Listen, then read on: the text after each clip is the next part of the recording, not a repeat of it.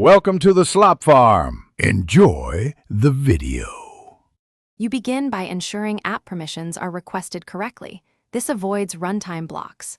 Import core location and instantiate CL Location Manager, then set its delegate to self. Request the appropriate authorization, when in use or always, so the system prompts the user. Once done, call Start Updating Location or start monitoring significant location changes based on power needs. Make sure to configure desired accuracy and distance filter early. These control battery versus precision.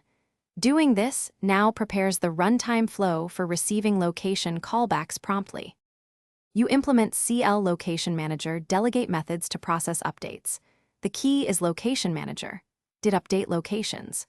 Pull the last CL location, then check horizontal accuracy and timestamp to ensure fresh, precise data. Once you have a valid location, update UI or send to your server. Make sure to throttle updates to avoid flooding. Handle failures in did fail with error and respond to authorization changes via did change authorization. If you need human-readable addresses, perform CL geocoder reverse geocode location, but do it off the main loop to keep UI responsive. You finish by cleaning resources and validating behavior across scenarios.